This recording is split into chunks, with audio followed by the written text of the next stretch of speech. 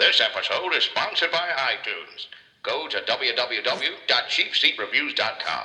Click on the iTunes button, purchase anything you want, and a small portion will go to this podcast.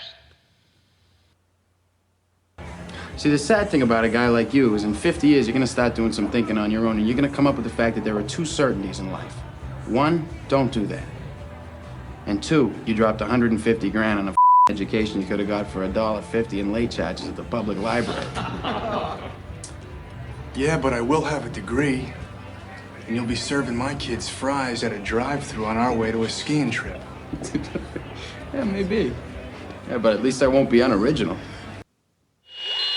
We interrupt this program to bring you a special report.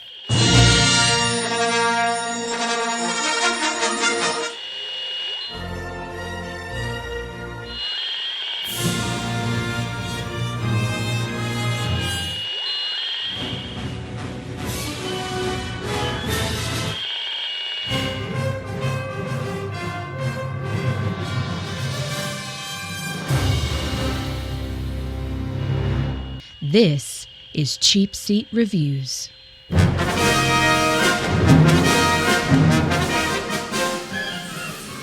Hello, and thank you for listening to Cheap Seat Reviews, the podcast that explores the Hollywood film industry for the greater good. This is episode... For the greater good. This is episode 90. For the greater good. No. For There's an R there. For the greater good. This is episode 90, and today we're talking about Good Will Hunting. I am Sean Allred, and joining me tonight is corny Tootsie Roll Logan. There was not a lot of food in this. Well, actually, there was a lot of food in this movie. There was, yeah. Yeah, the Tootsie Speaking Roll of food, is I once had an actual Philly cheesesteak in Philadelphia. I know we're not in the same spot, but you're really never going to eat a finer collection of meat and cheese and stuff. And then the waiter came over and punched you in the face, right? He did, actually. Yeah, good Philadelphia. No, if the Tootsie Roll reference is not for food. But anyway. Yes. And Sam, he stole my line vector. Now, Sean, what are you doing back there in my mother's room? You better not be jacking off in my mother's room. What you got in your hands there, Sean? Is that my Little League glove? What are you doing with my Little League? You went almost like Middle Eastern there for a second. It got really strange. That is the worst accent I've ever heard in my life. Yeah, it got a little weird or something. I don't know what happened there. Did you jerk off into my Little League glove? No, I just used it to clean up. Man. Those guys, and because those are brothers. That's Casey Affleck. That's Ben's actual brother. And so, I mean, supposedly, anyway, thank you, Sam, for that intro for myself. No Chad again tonight. We haven't had him for like a month, and we have him last week for the ABCs of Death, and then now he's dying of dysentery or something. He actually does have D for dysentery. Yeah, he actually does have. He actually does have. I think he has the flu. No excuses. Yeah, we actually tried a little bit ago, and you honestly couldn't understand what he was saying amidst the coughing and the wheezing and the other. It was worse than a Boston accent. It was way worse than that, and even worse than Sam's Boston accent. Hey, Stop. We could have. No, we're not going to have an appearance by Ben Affleck tonight. So Chad sent me some notes for me to say on his behalf. So, it'll be just like Chad's here. There'll just be a snarky comment every now and then. It'll just be from my voice instead of Chad's. So let's pull up a chair and dive in to Good Will Hunting. Before I do the part of the show where I ask you guys your initial impressions, let's just say that this movie was just a breath of fresh air after watching those 4 movies from October. I really enjoyed watching a movie that mattered.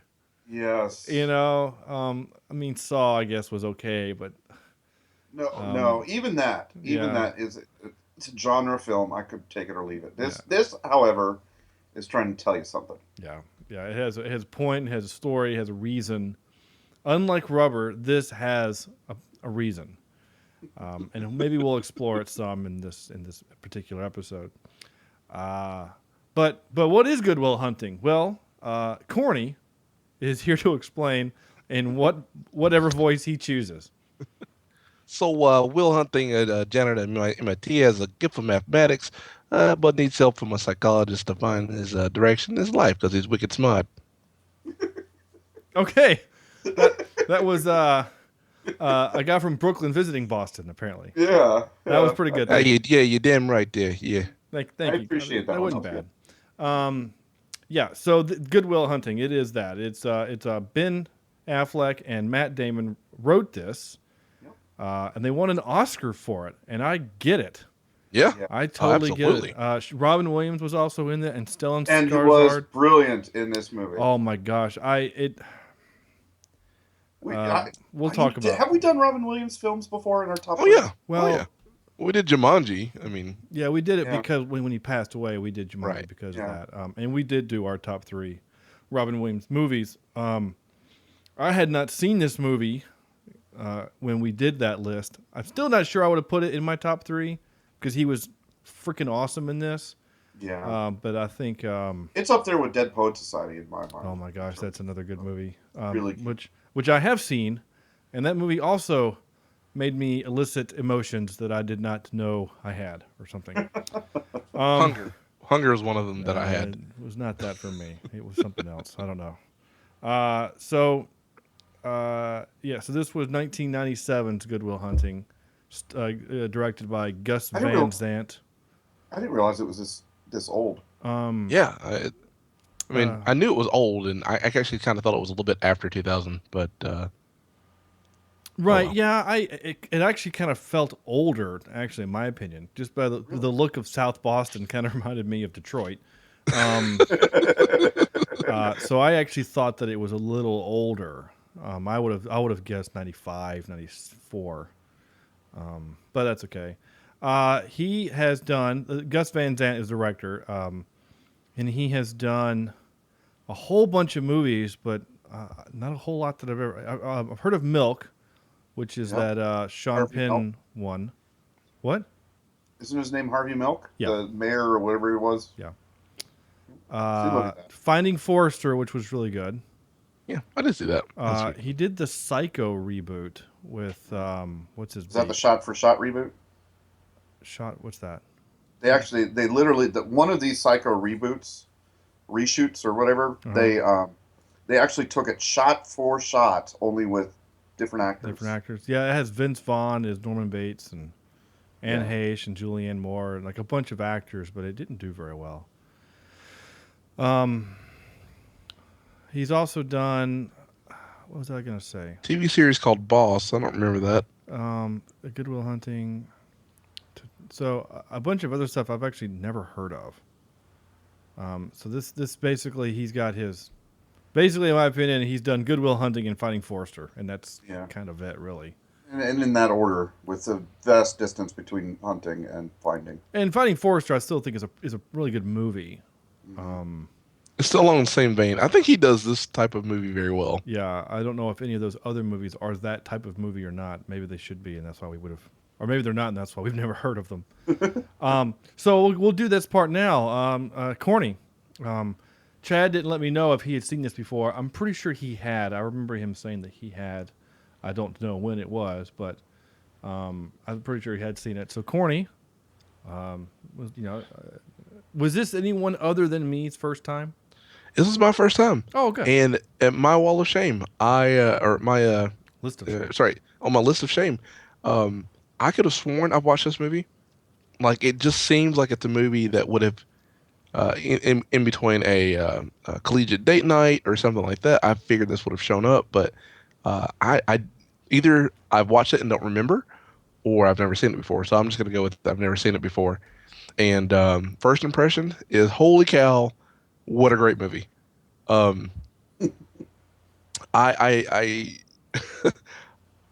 mean, I was completely glued the entire time. The Boston accents kind of threw me off, but I got used to that real quick. And I don't know. I was maybe because it's after Zombievers and everything else we've watched in the last month. But this, like you said before, it's a breath of fresh air, and man, did it feel good. So I'm looking forward to talking about this movie. Like, I'm trying to find an analogy that works, with movies, and usually food is kind of my favorite analogy when it comes to certain types of movies. Like the Evil Dead movies are like caramel popcorn. It's Okay. just like I just like it. It's not really good for you. It's not really bad for you. It's just, you just scarf it up, right? Or Yeah. like Serenity is my favorite movie, right? So that's like, to me, that's like a T-bone steak, which is my favorite. I can have it whenever I want, breakfast, lunch, dinner, whatever, and it makes me happy and full and content, right? So the month of October was like, I don't know, like cotton candy.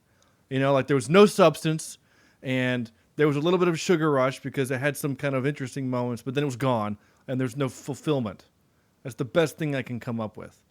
Yeah. And then you have this movie. This was like the best chef salad I've ever had. Like this was good for you kind of food, or maybe not a chef salad, but like, I don't know, like, Corny, I've had your mother's cooking. This felt like a movie that your mother would have cooked. Mm-hmm. Like just that good, makes you feel good on the inside kind of food. Like that, like her fried chicken or her baked mac and cheese or something like that. Like something that is filling and has meaning. Like when your mom cooks the food, like that she is doing it with love and lard and other things. But what I'm saying, like, I don't know, like that's the only way I can describe this movie. I think I just stole my part, but that is that kind of what you were saying, Corny? Maybe I jumped the gun or something. I don't know. That's probably the yes. I think that's going to be exactly how I feel about this movie, because I'm not gonna lie to you. I'm gonna watch this movie again this weekend when I get a moment.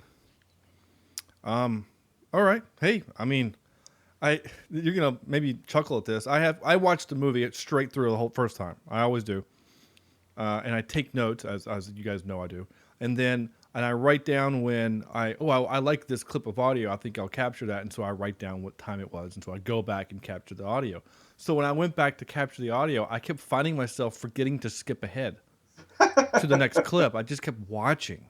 I just kept getting sucked back into this movie. Anyway, so I kind of know what you mean, Corny. Sam. Yeah, I'm kind of right with you there. It's a movie that doesn't have, it doesn't have the typical flow in terms of high points, low points, high points, low points. There is one point in this movie where if it hasn't grabbed your attention, and I'm talking about the exchange between Robin Williams and Matt Damon towards the end when he finally cracks. But it's a powerful moment, and you feel it. And I don't know if it's Robin Williams passing away the way he did, seeing those sad moments with him. It for some reason, I guess I said I've seen this many times before. Many times. It's a really good movie, and I've seen it before. It struck me even more so this time, seeing the sadness in Robin Williams' eyes and knowing maybe what he was bringing to the table as that character already was kind of true to who he was. And it's just so freaking sad that we lost someone like him who could do characters like this. Yeah. Because I don't know about you, I wanted to hang out with him. Yeah. He felt like he would be a fun guy to hang out with. And those guys that hung out together felt like they would kind of be a fun group to hang around, even though they're kind of nasty. Yeah, they'd probably kick our asses too. Are you talking about us, or are you talking about? Yeah, absolutely. But it's a likable movie, and Matt Damon does such a good job at being kind of a prick in this movie. He really is. I didn't want to compare him to the Zombievers girl. But he's hard to like. But he gives you a reason why. Yeah, he gives you a reason why. And you understand it. What's going on with him. And why he's the way he is. And it's so well written. You got to give those guys kudos for this movie. I don't know how long it took them to get all this together. But it is one of the perfect scripts that I could give it almost a perfect rating for the script itself. it's a great movie. I highly recommend it. I really wish Chad was here tonight, not just for his sarcastic quips and his hilarious attempt at a Boston accent. But Chad didn't like this movie. I know. And I saw that. And I really wanted to dive in with him. Why? And I think that would have actually been really good dialogue. And unfortunately, we're not going to get it because sometimes I feel like our podcasts are better when one of us disagrees, which usually it means it's you and me, Sam. But yeah. Though the last month or so or 2 months, we've actually been agreeing, which has really freaked Corny out. Damn right it is. We've gotten better. Yeah.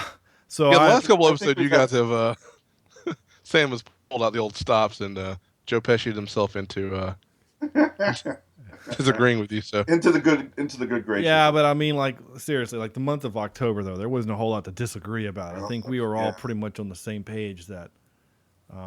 That was exhausting, by the way. It kind of was, actually. It's not like I didn't want to do the podcast, but it was like that's a hard month to get through. Yeah, especially since we didn't have a Frighteners and versus Evil, Tucker and Dale versus Evil. Yeah, you're right. That month was devoid of joy. Yes, you know, I mean, that's exactly right. It really was. And please, listeners, don't hear our gripes as we don't appreciate you guys offering up, because all of those movies you, the listener, suggested, and we love that you did, and we certainly don't want you to not make recommendations in the future. We will do clearly anything you guys suggest if we can find it. That's certainly not what we're complaining about. What we are complaining about is the movies that we did watch, and that's kind of, I guess, the danger that if you suggest a movie, you're going to get our honest opinion about that movie, and at least you'll know that. Yeah, and so if there's a movie that you request is your favorite movie and we rip it apart, sorry. I guess blame it on Chad. Yeah, blame it on Chad. Anyways, that's beside the point. My point is that I had not seen this before. It was on my list of shame, and we're actually going to talk more about lists of shame later, which is going to be kind of fun. But damn, I was sucked into this movie from the word go. I know These felt like real characters. I made reference a couple weeks ago or last week. I can't remember what it was. I can always tell if I like a movie or not by how many notes I took. I took about 7 notes that weren't clips, basically. I just forgot to write stuff down.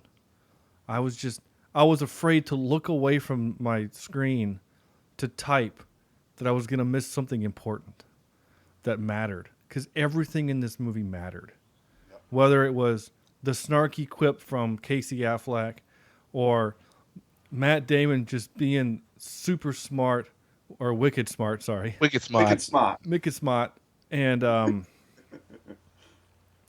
and showing up some douchebag from Harvard. God. Harvard. I'm going to talk the way I talk. I mean, I can't even pretend to do Boston. I'm just going to stick with my typical middle of the South kind of slightly redneckish tone. Just this movie affected me. It actually did. Sam, that scene you're talking about when Robin Williams just all he says is, "It's not your fault." Yeah. And he just keeps hitting him with it because Matt Damon probably knew that. His character probably knew that it wasn't his fault, but he didn't want to believe it because he'd probably been told all his life that he was this worthless kid and that he'd always felt that. And Robin Williams just kept, "It's not your fault. It's not your fault." Until it finally broke that hard, crusty Boston exterior and got to basically his child inside. Like, that affected me. I was crying with him. I really was. That was a powerful scene. And the scene when they're on the bench together overlooking the pond, one of my notes on that was Robin Williams could have won an Oscar for that monologue. It was amazing. Yeah. Did he not win that? He did. He won an Oscar. Wasn't he nominated for this? Yeah, he won. Did he win it for this one? Yeah, he won. Okay. There was only 2 Oscars that were won, and it was for Best Screenwriting and Best Actor in a Supporting Role. He was nominated for Best Picture, Best Actor in a Leading Role, Matt Damon. Best Actress in a Supporting Role, Minnie Driver. Best Director, Gus Van Sant. Best Film Editing, Best Music Score. Best Music Score by Danny Elfman. And I know, right? That's Danny Elfman. Yeah. Danny I didn't Elfman, realize. Okay. Yeah. Well, it's funny. Wow. As I was listening to the sorry to jump in, No, but you're as fine, I was listening to the opening scene, and you get this mix of a really what would you would say is a standard little fluffy melody with this constant basically you take another chord structure and you put it right under the melody's key, and you've got this crunch going on. I was like, damn, that sounds pretty weird.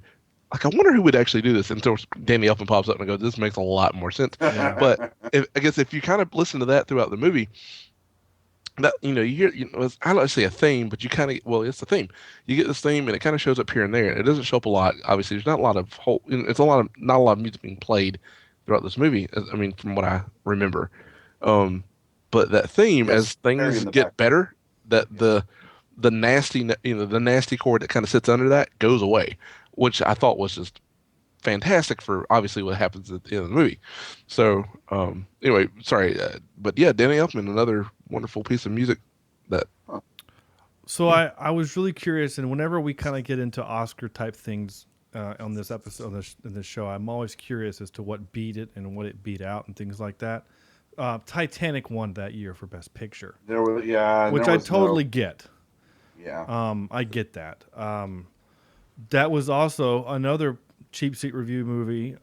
Best Actor was Jack Nicholson for As Good as It Gets, and leading actress was Helen Hunt in As Good as It Gets. Which they were amazing. They were. It was weird for the podcast, but they were great.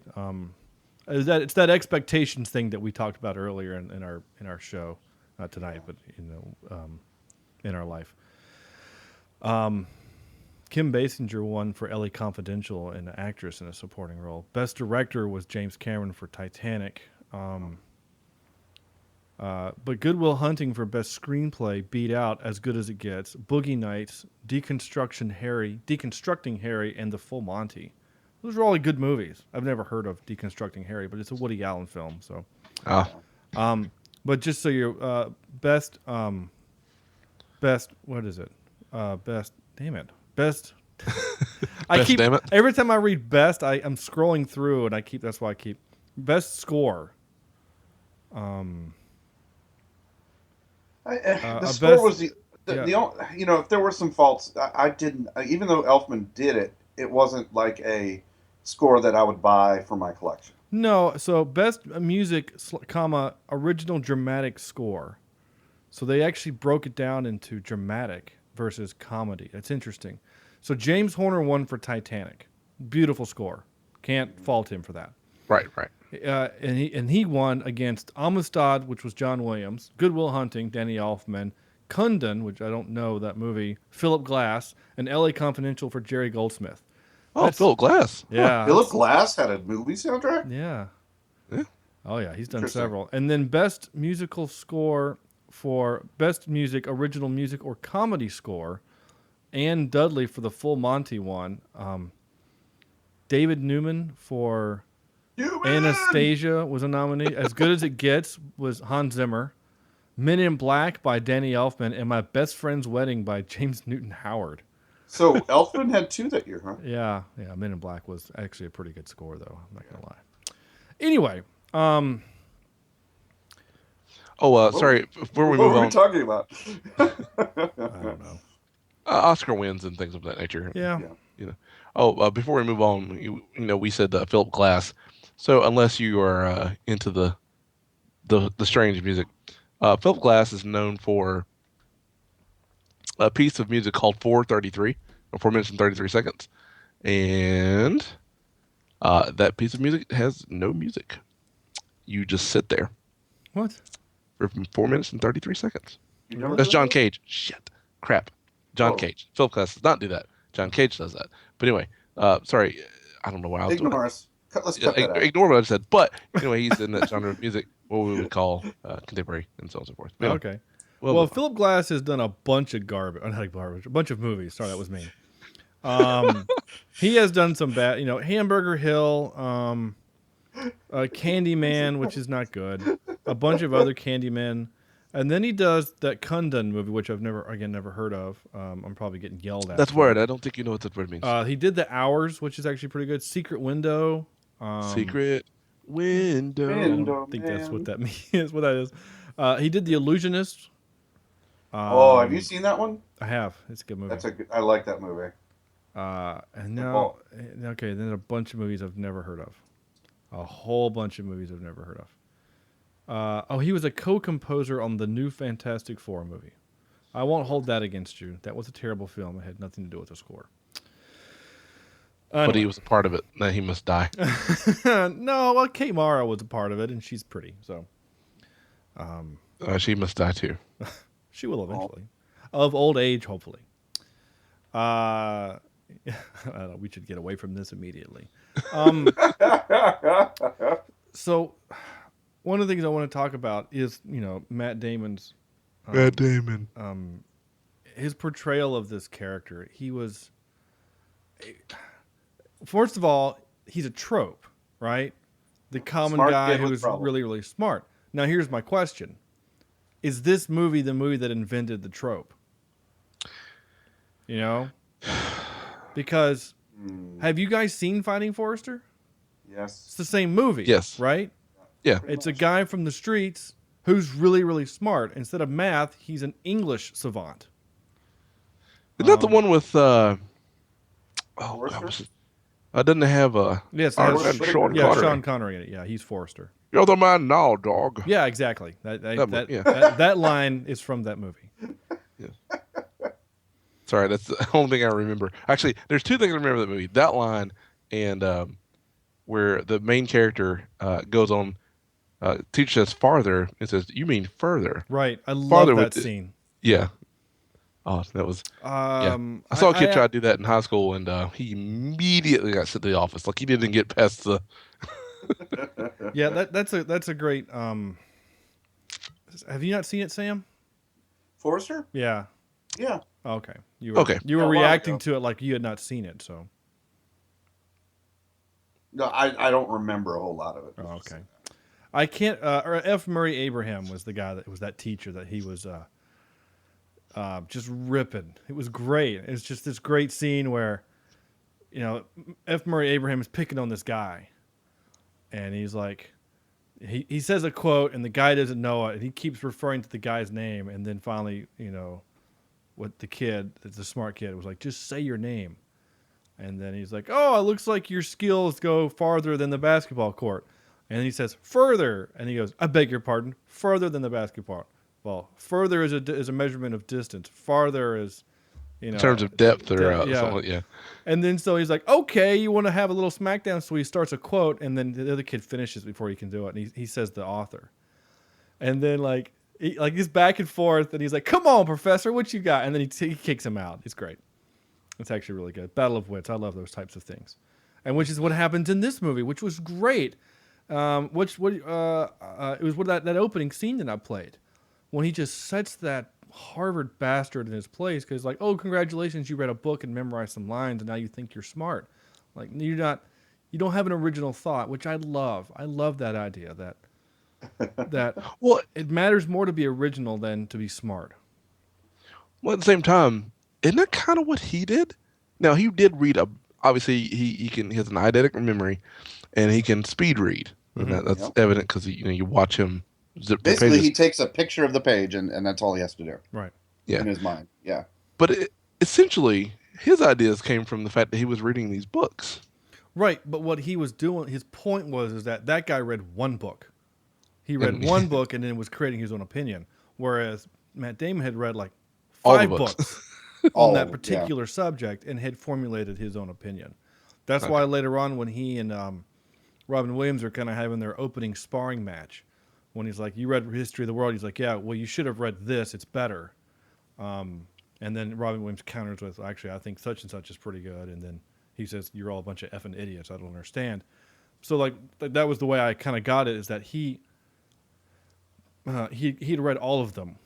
Yeah. And had formed his own opinion. I just kind of realized that he's kind of like Sheldon from Big Bang Theory a little bit, just with less Asperger's and more asshole. I was gonna say more Boston to him. Yeah. So I was gonna say Asperger's and ass kicking. All right, yeah, definitely. I didn't get that at the beginning of the movie when he just beat up those guys because he beat them up in kindergarten. Like, geez, that's. Well, they're talking about they're sitting watching the softball or the kids game there, and then I guess he just decides, I've had enough. I thought it was a comeuppance from that game they were at. From the game? Well, who cares about the game? It was a softball game. It was a kid's baseball game or whatever. Yeah, but in their minds, it's a fighting. That doesn't make any sense. That doesn't make sense though. The reason to fight over a baseball game. But he said, "Hey, that's the guy that kicked my butt in kindergarten." And he's like, "You want to go do something?" He's like, "Nah, he's with his girl or something." And he talks about the girl's ass. And then as they're leaving, they're driving by and they see him again. And he's like, "Oh, they're in our neighborhood now." And he's like, "Pull the car over." And so then Damon walks up behind him. He's like, "Hey, remember me? I was that guy whose ass you kicked in kindergarten." And he punched him in the face. And that was how it started. Like, and then Ben Affleck said, "Hey, you over there. Go and get your ruse and come with me. We'll kick their butts." That's not at all how he sounded at all. Yeah. Actually, that's how I remembered it. Is that how you remembered it? Good day, you bastard. I'll beat you to a pulp. With a bunch of other F words in there. Yeah. That's funny. He was wicked small. Yeah, I thought Ben did really well to hide his Australian accent. I will say this. I actually captured accent? It is Ben Affleck talking, but not with an accent, British accent or Australian accent. I captured about 27 seconds of him talking to prove that he can act. That was kind of my joke. Is that say that again? People have kind of forgotten the fact that he's actually a good actor. Yeah. Geely kind of messed that up. Geely kind of ruined everything, and then because like Armageddon, people are like, "Wait a minute, what is he doing?" And this was the same year, or the next year was Armageddon, and then he does Daredevil, and people I don't think have forgiven him for Daredevil. I still stand by that. I like that movie. I liked that you and I saw it together in the Boone Theater, Corny. That's right. That's the only part of that movie that I have fondness for. It's a terrible movie. I do not like that movie. It was and I like it even less after watching the Netflix series. And the thing that also kind of makes me mad, Corny, about that movie, this is a little bit of a tangent, I know, but when that movie came out, that was what, like 2003, right? Yeah, something like that. 2003. 2003. We lived, you and I, in a time where Spider-Man had come out, the first Spider-Man. And that movie was flippin' awesome. That's true. You know what I'm saying? Like, we lived in a Daredevil came out in 2003. So we lived in a post Spider-Man world where we had proven that you can make a good action comic book movie and take it seriously, even though William Dafoe was in a weird green suit. But you know what I'm saying? Like, it's also post Batman as well, or was it? How close was it to Clooney Batman? Clooney Batman was like 98, 99. Okay. We don't speak of that one. That movie was so bad. Bat Nipples is bad. Well, Bat Nipples was actually he was also on the Val Kilmer one too. Oh, that's right. That's right. That was a Joel Schumacher thing. Way to go for ruining our Batman. Joel. Dang it, Joel! You had one job. You had one job to not screw up Batman, and you did it twice. But he sold a ton of merchandise. He probably did. My first note was they have a batting cage where you can throw the ball to the batter without any kind of protection. That was really strange. Like if he rips one coming back at you, there's nothing you can do about it. There's no glove, you know. I don't think that exists. Those kind of batting cages exist in real life. I just thought it was a cool scene. In Boston, they play tough. You know? Yeah, I can't. Well, the machine was behind him though, so you were supposed to use the machine. Maybe they were just being really cheap and throwing the pitches themselves. Yeah, they just went up there and grabbed the balls out of the machine. And he was just hitting it. Yeah, maybe that actually probably is more real than my thought. That's what I thought was happening. I thought they were basically You know how you can reach up in some vending machines and grab something off the bottom row? Right. Yeah. Yeah, that kind of thing with the pitching machine. We're not thieves, Sam. Maybe. No, No, we're not. I want to get to some clips here real quick because some of these are really great. This was the first time in the movie where I laughed out loud. I mean, I had a good just fist pump kind of moment here. Yeah. Do you like apples? Yeah. Well, I got a number. How do you like them apples? I loved it. Oh, I thought it was great. That was totally I saw that awesome. moment coming, but it still made me. And what a perfect douche. Oh, the guy from Harvard. Yeah, oh my God. I mean, the whole hair and everything. Ponytail and the jacket with the elbow pads. I mean, just, yeah, the perfect douche. I like that. And the saddest part of that whole exchange before the apples, I actually knew what they were arguing about. The economics of agricultural Southeast. I was like, oh, okay, yeah, I could talk to them about this thing. I obviously got the historical references because in regards to the Civil War and the Revolutionary War and agricultural capitalism. I was a little lost at that point because economics was not one of my good classes in my required business major, but I still loved it. Yes. I thought this old man was hilarious. There are no more shenanigans, no more tomfoolery, no more ballyhoo. You're right. What? Who talks like that? Chad. Oh, no, yeah, he doesn't. I can see Chad saying ballyhoo. Yeah, but he's saying it ironical. Is that a word? No. No. You know what I'm saying? Like if Chad is in, I say those phrases when I'm trying to pretend to make a point to my students and make the joke that I'm old. You know, like, oh, what kind of shenanigans are you kids going to get into this week? You know, like, because they're, 11 years younger than I am. But, and ballyhoo, for those who are playing at home, is a term used for spotlight operators.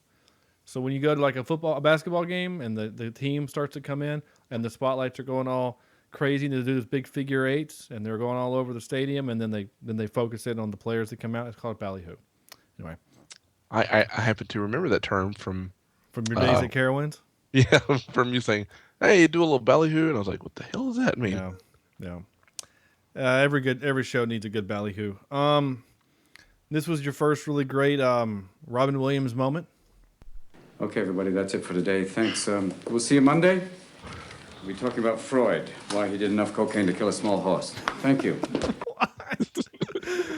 And you have to wonder, which of these lines are ad-libbed and which of these are script? Do you want an actual answer?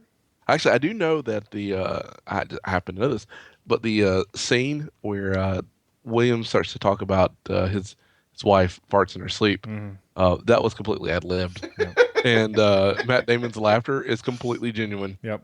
In that moment. Yeah, because he had no idea it was happening. So that whole scene was completely ad-libbed and organic, and that's what makes it awesome. Yes. It felt the real. Fact that he, Robin Williams could keep what appears to be a genuinely straight face. I mean, he chuckles here and there, but I know we miss his comedy, but that stuff you just don't see anymore. Yeah. Yeah, he was brilliant. I thought this was a great line. I know you've been thinking about it. Oh, no, I haven't. Yes, you have. No, I really haven't. Yes, you have. You happened to get a good night kiss. No, I tell you, I was hoping to get a good night laid. I thought that was great. It's a great phrase. Hoping to get good night laid. Don't we all? No, not at all. Yeah, whatever. Is it bad that I don't find her very attractive? No, I didn't find her attractive either. I did, though. I did. A young Minnie Driver is for me. No. Cute. She's nasally, and I don't know. I don't find her attractive. Would you say British Sam? accents, Kind of spidery. She's very lengthy. I don't have a problem with the British accent. I mean, one of the hottest women on the planet is Elizabeth Hurley. I mean, and she has a British accent. Who? Elizabeth Hurley. She played the devil in I was Bedazzled. kidding. I was kidding. She's hot. And she's also out of acting. She quit acting a few years after Bedazzled. She wanted to be a mom. It's lame.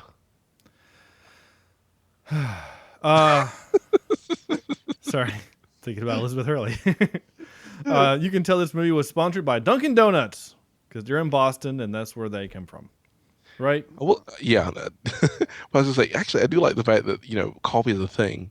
Like every time he shows up, got a coffee for you.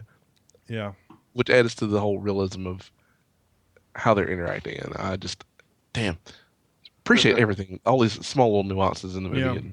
Well, you can tell that they're from there. I mean, and they are. Yep. So like, there's a love of the area. Yeah, and so that it seeps into the movie because you can tell by not just by their accents but by the way they acted. I mean, I'm sure they probably just drive down the road saying, "Oh, that guy punched me in the face 25 years ago. We should go beat his ass now." That probably does happen. I don't know. We do that when we're together. No, we don't. I think the closest we might do is maybe like insult him with the windows slightly down as we drive by in our Jeep or something. But I'd be okay. Of the four of us, I'm pretty confident that Corny is probably the only person that could actually win a fight or ever has won a fight. Yeah. Because Indeed. I've never actually been in an actual fight where fists were thrown and things like fisticuffs that. were Fisticuffs were never a thing. Yeah. Generally, when you call it fisticuffs, we pretty much are sure that you've never won a fight. Well, I haven't lost a fight either.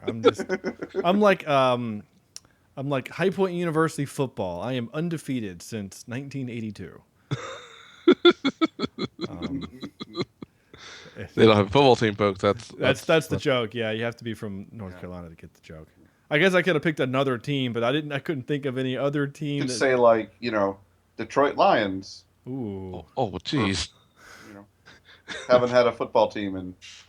Oh, Sam. No, I'm not gonna say that. 1-star review from people. Yeah, like people like. Hey, if there's somebody from Detroit that still listens to us after all we've said. That's very true.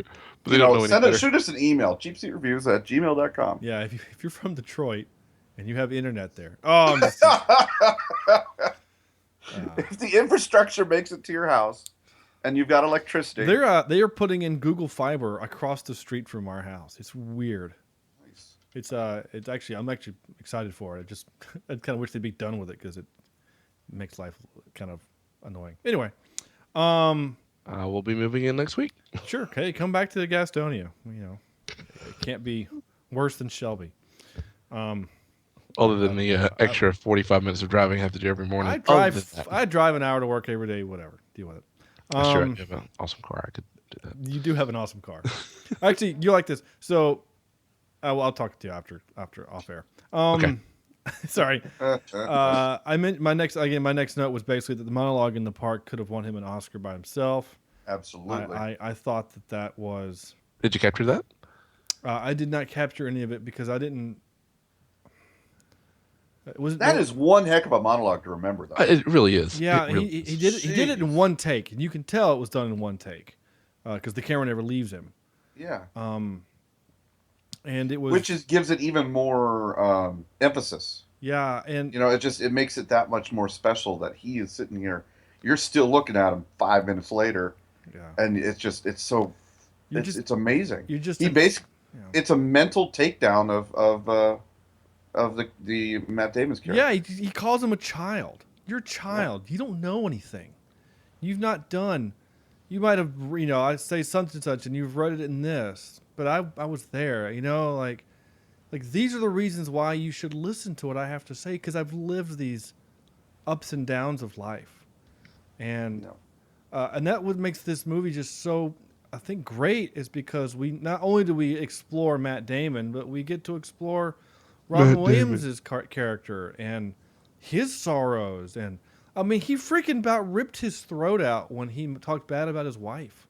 Yep. I mean, that was still clearly some, a sore subject that and, right. My wife is obviously very much alive, and I can't imagine how much of a wreck I would be if I didn't have her. But if you say a bad thing about my wife, like the three of us and anyone who's listening is married totally gets it, unless you hate unless you hate your wife, of course. But well, and there's he was what Matt Damon was saying, and I cannot. What's the name of his character? Will Hunting. One would think that I would remember that. Will Hunting hits below the belt. What's the name of that boat? When there's the movie Titanic. Sank. What was the name of the boat? Yeah. Damn it! Or that place where they were genetically altering dinosaurs and making like a zoo for them. God, what was that movie?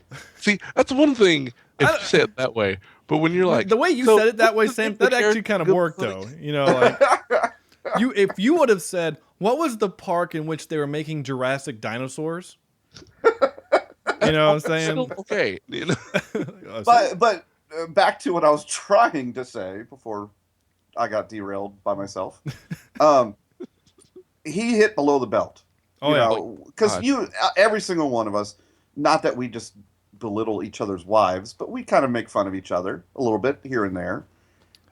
But none of us would do what I would call the nuclear option of between friends about our wives. The big thing there, though, is that we have, 15 years of a relationship behind us busting each other's balls. Yeah. You know what I'm saying? They had met each other for 3 seconds, and he insults the painting that he's got. He's basically, Matt Damon is just trying to get rid of this guy.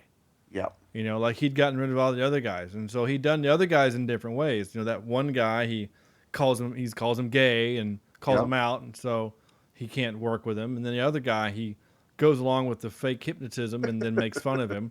And this guy, he's like, you know what? I'm just going to insult him so badly that he's going to want to quit, and then he'll have to find someone else, so they'll give up trying to give me therapy, and that's what he did. He went for the nuclear option, and Robin Williams responded differently than I think he expected. I think he wanted Robin Williams' character to die, to back down and wither and go, just get out. I don't want to do you anymore. And instead, he calls him chief, grabs him by the throat, and says, subject is off limits. Off limits. And he did the tiger claw, man. He's going to rip his throat out. That was powerful. That was a powerful scene.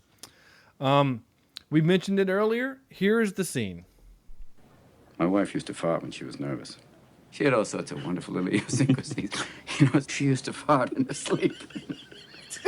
I'm sorry I shared that with you. One night it was so loud it woke the dog up. She woke up and got like, "Oh, was that you?" I said, "Yeah, I didn't have the heart to tell her." Oh, God. She woke herself up. Yes. And it was funny. So when I was watching the movie the first time, I was laughing with Matt Damon because it was a funny little moment. And then the second time when I was recording it, it made me sad. Because one, I was realizing in that moment, the second time, that we again had lost Robin Williams, and that brand of comedy was, because it's not just that it was funny, that it had a purpose. That moment was, I'm going to share a moment of vulnerability about myself, so that you could share something about yourself. Yeah. And then it just, I don't know, it made me sad for the right reasons, Not like Saw made me sad for the wrong reasons, or Zombievers, or that other one we did. This was kind of a funny little thing, and very, very true. Oh my God. Men are shameless. If you're not thinking with your wiener, then you're acting directly on its behalf. You bet. And he's calling his friend at like 3 o'clock in the morning. Yep. Yeah, I love it. And then he's like, hello? And then he hangs up on him. He's like, yep, he's awake. This is that thing I was making reference to earlier that proves Ben Affleck is in fact a good actor, and I think the 2000s kind of ruined him, and he was able to kind of resurrect himself with Argo a little bit. So I thought this scene was great, and it really rather powerful. Though it took me out a little bit because they're drinking beer on a job site at a construction site, which kind of freaked me out a little bit. Yeah, but it's Boston. It's okay. I know. I was like, I Maybe can't. was it the end of the day? It looked like No, it was lunch break. It looked like lunch break. Yeah. Because they were eating. They were still eating like sandwiches and smoking cigarettes and drinking beer. Every day I come by your house and I pick you up. We go out, we have a few drinks and a few laughs, and it's great. You know what the best part of my day is? For about 10 seconds from when I pull up to the curb when I get to your door. Because I think maybe I'll get up there and I'll knock on the door and you won't be there. No goodbye, no see you later, no nothing. You just left. I don't know much, but I know that. I thought that was great. I really did. I thought that was weird. Not that there was anything wrong with it, but like, I don't know. I guess it's a friendship deep enough that you want the best for each other. Yeah. I guess, Well, I mean, like, we all have, our best friends and things, and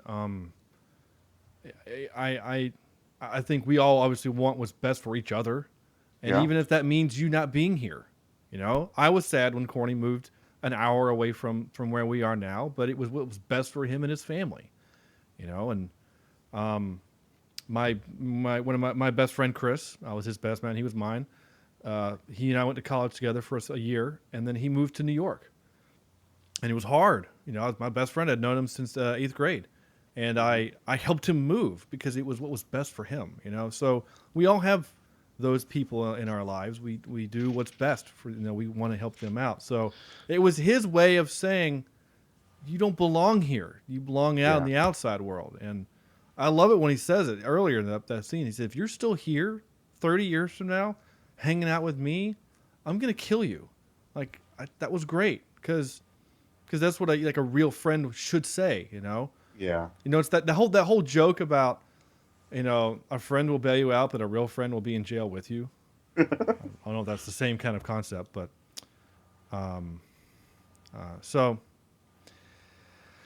anyway, this was the last one I have. Sean, if the professor calls about that job, just tell him, sorry. I had to go see about a girl. Will. Son of a bitch. He stole my line. I thought that was great. Great way to end it. Tropes, though. Which, that was improvised, wasn't it? No, it wasn't improv. Actually, it was improvised. You're right. It was improvised. And, yeah. And I can't remember if I wrote the trivia down about that one or not. I did not. That was referred to, that line was referred to as the best.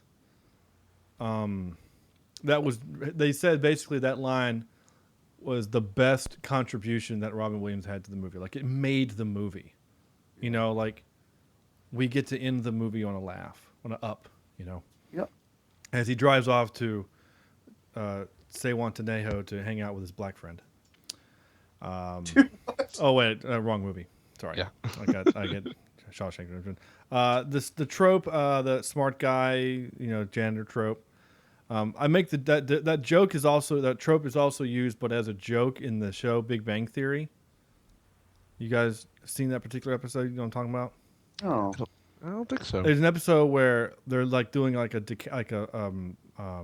physics bowl, and it's the team versus Sheldon, and Sheldon has to have 4 people on a team, so he just picks up 3 other people that work at the university, the janitor, the cook, and somebody, right?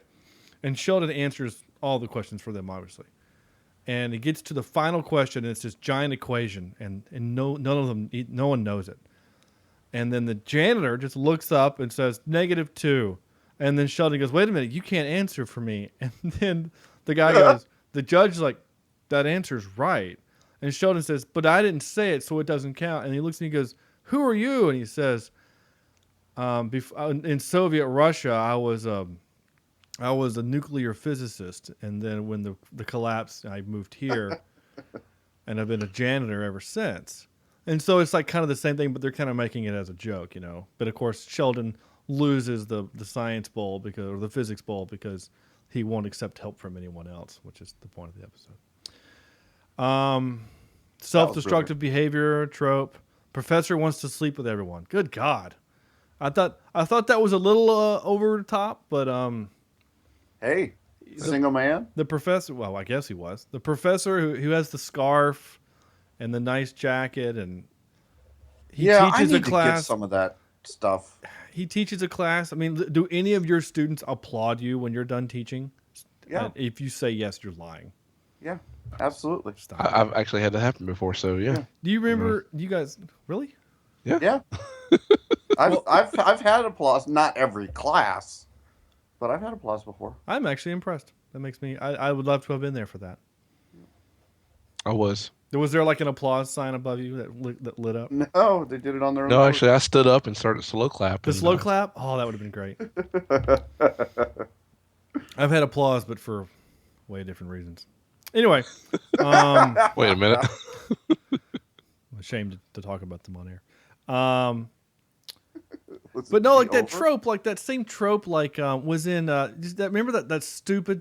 Well, they're all stupid, but the second Transformers movie, where the professor that Shia LaBeouf interrupts, he's wearing this exact same outfit with the scarf, and he takes a bite of an apple and then drops it, and this girl picks it up and is like, "Oh, thank you!" Like all the girls want to sleep with him. Like, is that real? That is not the case. Is that real? I don't know. I mean, I guess you guys work at that happens to me on a regular basis. Well, I believe that you are kind of a sexy beast, but I'm not a teacher. I don't know. I'm just ops. So, you're kind of more like the janitor. Oh, I'm not the janitor. Not saying that janitor's not an important job. It's an important job, but like. Actually, speaking of janitor, I'm the guy in there, changing the light bulb to the projector because douchebag McProfessor left it on all night. That's my job. Yes. That's what I do at night. It's 11. That's it. Audible.com sponsored this fine podcast. You can get a 30-day free trial at audibletrial.com/cheapseatreviews. Trivia. Trivia. After the 2014 death of Robin Williams, the Boston Public Garden park bench in which he and Matt Damon have their conversation scene became an impromptu memorial site for the actor, with people leaving flowers, quotes, and various items at the bench. A petition has been passed around to erect a statue in Williams' memory near the bench, which I think is great. Yeah. The scene where Sean and Will are in his office, and Sean starts talking about his dead wife. I said we already know that. It was all improv. Matt Damon and Ben Affleck found a clever way to choose the right studio for their script. The story goes that on page 60 of the script, they wrote a completely out-of-nowhere sex scene between Will and Chucky. They took it to every major studio, and when no one even mentioned the scene, when they met with Harvey Weinstein at Miramax, and he said, "I only have one real big note in the script. About page 60, the two leads, both straight men, have a sex scene. What in the hell is that?" Damon and Affleck explained that they'd put the scene specifically in there just to show who would actually read the script and who didn't. As Weinstein was the only person who brought it up, Miramax was the studio chosen to produce the movie. That's awesome. I love that. When Matt Damon was in his 5th year at Harvard, which I didn't know, there was this playwriting class, and the culmination of it was to write a 1-act play. And he had just started writing a movie in which, with the help of Ben Affleck, become this movie. So that's pretty freaking awesome. Soundtrack grade, I gave this movie SB for Simply Beautiful. I thought it was great and simple, even for Danny Elfman. Simple maybe not even be the right word, but like, I don't know. It was not typical Danny Elfman. They went on a limb getting him to do their movie, I think.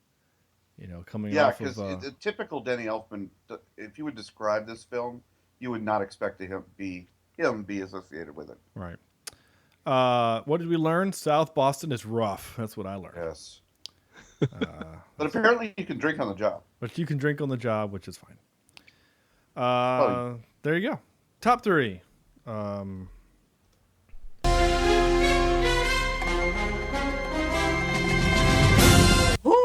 Well, we picked Matt Damon movies. Top 3 Matt Damon movies.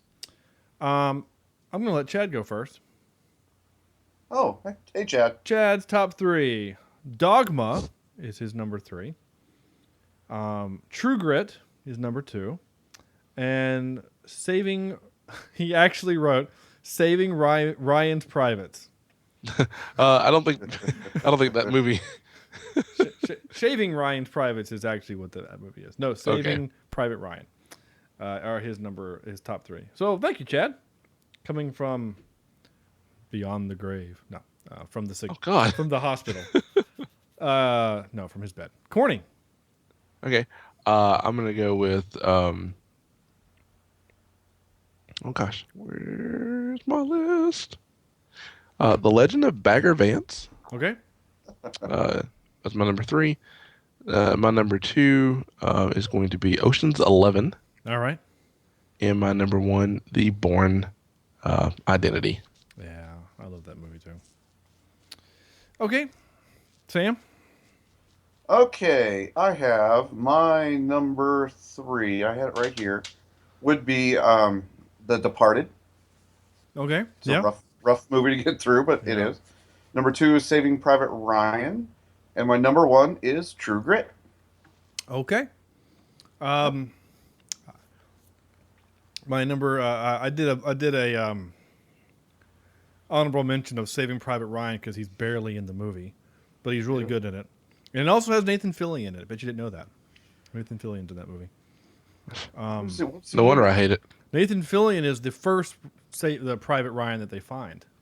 Oh, that's right. He's the guy crying. He's like, "My brothers are dead? How did they die?" Well, they died in combat. But he's only 11. Oh. Okay. Not the right guy. Bourne Identity is my number 1. I love that movie. It kind of changed action movies, and I think. And it introduced us to Super Shaky Cam. True Grit was number 2. I think that movie is great. LaBeef is hilarious, and he has to talk like this the whole time because his tongue about to fall out. And number 1 is The Rainmaker. Rainmaker? Oh, it's a lawyer movie with him and Danny DeVito, where they Joe Pesci? No, another short guy, but not him. Oh. Danny DeVito. It's a John Grisham. John Grisham's The Rainmaker.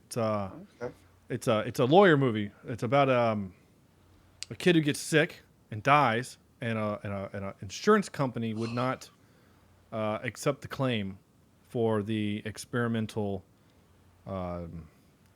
procedure to try to save his life, and he dies. The kid dies. Oh, so then he forms a group of 4 of the thieves, and they go around exacting revenge on the companies. So Matt Damon's character with Danny DeVito, they just both of them are Danny DeVito actually isn't even a lawyer. He was like a paralegal or something like that, and then Damon is just passed the bar, right? So he's barely out of law school for like 5 minutes, and he gets this case. And it's a really good movie. It's a really good movie. Highly recommend it. That's it. Cool. We have an email. Oh, really? We do have an email. Oh, really? Is it a hate mail? No, it's not hate mail. Not this time. All right. Is it from AOL Jeff? No, it's not from AOL Jeff. It's from our buddy Alan. Okay. Hey guys, love the show. Listen weekly. Looking forward to Masters of the Universe, which is next week. Universe. As for Good Will Hunting, the improv scene about the wife's flatulence is great. Maybe a top 3 of improv scenes. Okay, something to think about. Oh. Also about each host's list of shame. We might have to explore that one day. And movies, or a hidden gem recommended by each host. Thanks, Alan. Interesting. Hidden gems might be bad because we talk about that all the time. Yeah, we kind of do. I just kind of assume that no one's ever heard of Serenity, so that's always my kind of go-to. That and Stardust. I just assume no one's ever seen Stardust either. I'm almost certain that no one has ever seen Scott Pilgrim versus the World. Well, we've all seen those. Probably not mainstream, your typical like jock or whatever. But I mean, a lot of the circles that we hang out in, I'll bet they probably have. Mm-hmm. That's something we could try to come up with. Maybe, yeah. So I'm actually more interested, truly, in just kind of our list of shame, like movies that we are supposed to have seen by now but haven't. Like I know. I haven't seen Casablanca. I've never seen Lawrence of Arabia. Yeah, me neither. I've never seen Lawrence of Kansas. So I've never seen The Godfather 1, 2, or 3. I've never Don't seen watch Scarface. I've never seen Goodfellas. I have seen Goodfellas. Tiny Toon Adventures fan yourself, huh? Yeah, I have seen that. Yeah, so there's a bunch of them. I think I like this. Yeah, it It's could a be good plan. interesting. I like I'm this not plan. saying we should do a whole episode, but maybe we'll just kind of mention one or two every now and then. Yeah. Absolutely. So thank you, Alan, for your email. That Yeah, email, thank of you. course, was cheapseatreviews@gmail.com. We love that. And your tweets as well. I get tweets every now and then I'll just respond to. So there you go. It's time for our, what did I do? Sorry. Out of out of 10. Okay. All right, let's do this. Chad has submitted his out of 10. Again, really sad that we didn't get to speak to Chad because he did not like this movie. And I will find you, Chad. he gave it a 5.4. Really? Yeah, Chad gave it a 5.4, which of course is a really weird number. Hold on. I got this. Chad, it's not your fault. Yeah. It's not your fault. He put, I It's give not it a your fault. 5.4 for lack of any interesting plot conflict. I just Really? don't know what to say about that. How could you not see the conflict with this? But anyway. But She's then a he baby. also wanted me to say the joke, oh yeah, mention the sequel where Will travels to California only to find the English chick shacking up with Bad Bill Gathering. That's bad, Chad. Yeah. So, thank you, Chad. What do you get? He negative points for that, right? Well, no, he's sick, so anything he says can't be used against No. him. Negative points. Okay. Negative points. Okay, -1 for Bad Bill Gathering. Corny, out of 10. I'm going to give it a... Oh, sorry. I was going to give you how many good night lays were you going to give this? Well, I was going to give it 9.5, but there's no half lay to me. So... Yeah, I don't think that works. I got a half laid. What? Oh, anyway. Well... That's like being sort of pregnant. Like you either are or you're not, you know. Anyway. Instead of saying one thing led to another, it's just one thing. Right. Or another. All right, so I'm actually going to give it 9.5. Wow. And the only reason that I cannot give this my 10, my second 10 of the podcast, right. Is because nothing exploded. I have to have an explosion for a 10 out of 10. Well, the car probably exploded. It was so freaking old on the way out to California. Yeah, they probably didn't have a budget to explode. I gave the Avengers a 10 because I love myself some comic book movies, but there's tons of explosions. Shit blew up. Yeah, so, well, every time they lit a cigarette, technically, nope. That doesn't count. Technically, there was a very small explosion. I was the closest thing I was going to get you, Corny, was Stellan Skarsgård's head exploded when he saw that the problem had been solved. That's as close as I can come up with. Sam? I'm probably going to give this. I'm going to give it a 9 tennis court beatings out of 10. Nice. Yep, 9 out of 10. This is a really, really good movie. Yeah, I love it. It gives you a great message. It shows you that people can change once they realize, why they are the way they are. Yeah. And it's just a great movie. Makes you feel good. Yeah, it really does. Don't you know? In a different kind of way. This is not like one of those sports movies. It's like, this hurrah, isn't, hurrah. Yeah, this isn't Rudy. No. No. Where it's the underdog who's working above his station. Yeah. This is not that. This is technically the anti-Rudy. Kind of. Yeah. He's actually really good at something, but he's kind of messed up and so as opposed to Rudy, he was like the all-American, Boy Scout. Yeah, I mean, I gave it an 8.75. I really did enjoy this movie. I really wish Chad was better. He could have explained. You know what it would have happened? We would have totally flipped him. I think. I think we could have maybe talked him up to maybe like a 6.5 or something. This might have made his heart move, and it grew 3 sizes too big that day.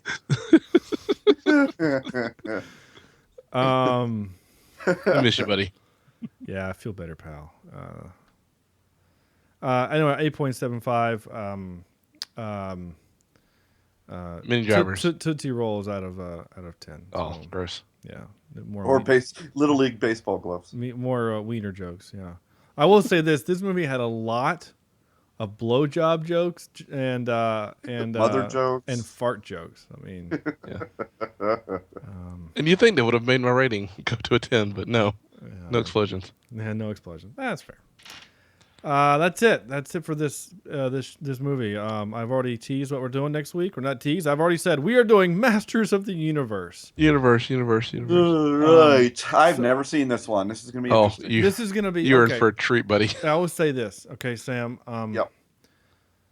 We're going from this. Okay, this is that good food I was talking about. Oh, right? God. Masters of the Universe... What is this, corny? Masters of the Universe. This is frozen heat up corn dogs. Okay. I actually am okay with that. I was actually gonna say those frozen. I like your frozen analogy. Your frozen reheated chicken wings. Yes. But yeah, corn dogs. Anything like that. Any of that snack aisle appetizer thing. It's still pretty good. You know, it's still kind of yummy. It will hit the spot from time to time. It'll hit the spot. But you know that when you're done, you will regret it. You're going to have a little heartburn. Yeah. And you might need some Tums. It might help matters if you drink a beer. Okay. Before and after. Yeah, I'm saying this is all the same things that equal to eating reheated chicken wings. I don't want to really talk more about it because... Yeah, I want to go into this as fresh as I can. Yeah, I haven't seen it in a long time, but and I really, really hope Chad's well for this one because he's gonna have a ball with this one.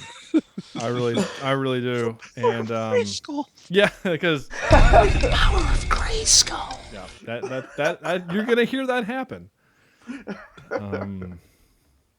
Only it'll be done by Dolph Lundgren's docile tones. Nice. By the power of Grayskull. Yeah. Or something like I will break you. I will break you. Sam, before we watch the movie, you should go and watch Death Battle, He-Man versus Lion-O, and it'll prepare you for this movie. Is this the one where He-Man keeps losing his sword? No. I've seen something where He-Man keeps losing his sword. Not this movie, not Masters of the Universe. He does lose it at the end, but of course he overcomes, gets it back. But yeah. No, spoiler alert. Whatever. This it's like 100 years old. This movie. No, but this one has a young Courtney Cox in it. Whoa. Yeah. Holy crap! I forgot about that. Yeah, Courtney Cox is in it. So, this will be a good time. I'm actually really looking forward to this. This will be fun. So, stay tuned next week for Masters of the Universe. Assuming nothing gets pulled. We should also have coming up on the list. We should have Kung Fu Hustle coming up and Witness. Yes. Expendables 3, Wing Commander next. So we've got some good stuff coming up, and and believe it or not, in 10 episodes, 10 short weeks, will be our 100th episode. What? Whoa. Our 100th episode. How have we not been fired yet? 3 digits. Yeah, triple digits. That's crazy. It is crazy. Much like my waistline. All right. And Sean will give you a special prize if you've listened to every single one. Just for you listeners. Yes, I will give you a 100th episode. I do want to do something fun, some type of audience interaction. I don't know what it is yet. If you have any ideas, audience, other than me giving you free stuff, which we can't do, well, to a point. I do have a couple movie posters I could mail out, I guess. But I'd love to hear it, whether you want to tweet me or Facebook it or email, whatever. I don't care. If you have any ideas, I would love to do something special for the 100th. And not just some movie. I don't know. I don't know what to do yet. We'll talk. So look for that to come out soon. And in the meantime, I have to read my script now. In the meantime, you may visit our website our website is www.cheapseatreviews.com, where you can check out all of our old shows, catch up on what you've missed, or just simply make fun of us. Especially Chad's giant head. Leave us a review on iTunes and Stitcher. And coming soon, Google Play. We have been approved. Play. We have been approved. We will be on Google Play once that happens, once they relaunch that. So that's actually pretty exciting for you Google's Android. gonna play. Gosh, I would never have thought Taylor Swift would have found her way onto this show. I play in a band that does all about that bass, so that's fine. Come on, it's possible. Yeah, it's fine. Like us on Facebook, facebook.com/cheapseatreviews. Follow us on Twitter @cheapseatcast. I am Sean J. Allred. Sam is Soniji16, which is SONEJI16. At least it's supposed to be. Corny is @JohnnyDarko16. Chad is @Maestro_Evans. Please send us your emails to cheapseatreviews@gmail.com. We love to hear and read them and love them and stroke them. And if you have not heard, they have teased that they are going to be redoing, or they're going to be doing a new Star Trek series. And if you want more thoughts on that, feel free to engage me on our Facebook page or Twitter, because it's I don't know. On behalf of Corny, Chad, feel better, buddy. Sam, this is Sean saying good night, and thank you for listening.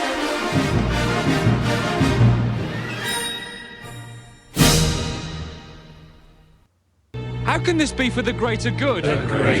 Shut it!